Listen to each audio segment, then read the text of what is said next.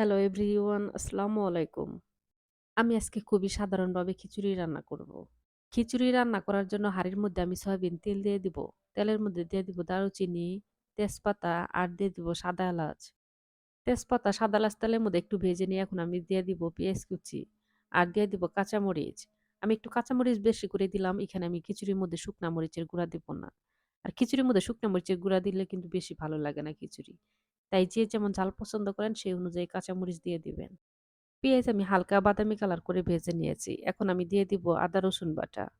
আদা রসুন এখন আমি তেলের মধ্যে ভেজে নেব যেন আদা রসুনের কাঁচা কোনো গন্ধ না থাকে। ২-৩ মিনিটের মতো আমি তেলের মধ্যে আদা রসুন ভেজে নেব। আদা রসুন তেলের মধ্যে ভেজে নিয়ে এখন আমি দিয়ে দিব সামান্য একটু পানি। আগে একটু পানি দিলাম কারণ মসলা দিব, মসলা যেন পরে পুড়ে না যায়। এখন আমি দিয়ে দিব ১/২ চামচ হলুদের গুঁড়া, আর দিয়ে দিব ১/২ চামচ ভাজা জিরার গুঁড়া, আর দিয়ে দিব ১/২ চামচ ধনিয়ার গুঁড়া। দিয়ে এখন আমি মসলা খুব ভালোভাবে কষিয়ে নেব। শুক্রবার অফিস বন্ধ। তো হাসব্যান্ড বলতেছে যে, "আজকে আমারে কম মসলা দিয়ে ঝরঝরা খিচুড়ি রান্না করে দাও।" তো কখনো কোনোদিন সহজে বলে না রান্না করতে। তো আজকে বলছি তো খুব ভালো লাগতেছে। তাই আজকে আমি কম মসলা দিয়ে খিচুড়ি রান্না করব। খিচুড়ি রান্না করার জন্য এখানে আমি আতপ চাউল নিয়েছি। আতপ চাউল আমি ধুয়ে পরিষ্কার করে নিয়ে তারপরে ১০ মিনিটের মতো ভিজিয়ে রেখেছিলাম।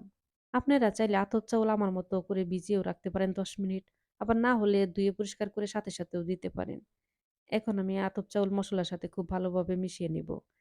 খিচুড়ি আমি ৩-৪ মিনিটের মতো তেলের মধ্যে ভেজে নিব। খিচুড়ি কিন্তু অনবরত নাড়তেই হবে, না হলে কিন্তু নিচে লেগে ধরতে পারে। লেগে ধরলে কিন্তু একটু ভালো লাগবে না খিচুড়ি, স্বাদটা নষ্ট হয়ে যাবে। দেখতেছেন তো যে আমি খিচুড়ি চাউলটা কিভাবে ভেজে নিচ্ছি, ঠিক এভাবে খিচুড়ি চাউলটা ভেজে নিবেন। এখন আমি দিয়ে দিব পরিমাণ মতো পানি। আমি অন্য চুলায় মাংস বসিয়েছি তার জন্য পানিটা গরম করতে পারি নাই। তার জন্য আমি ঠান্ডা পানি দেব।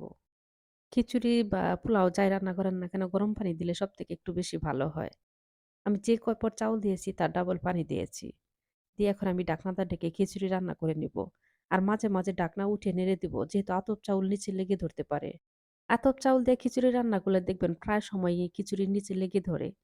এই খিচুড়ি আমি নেড়ে দিচ্ছি দেখেন একটু লেগে ধরে নাই। খুব সুন্দরভাবেই হয়েছে। এখন আমি ঢাকনাটা ঢেকে খিচুড়ি রান্না করে নিব। আর চুলার জাল আমি জিরো আঁচে রাখবো।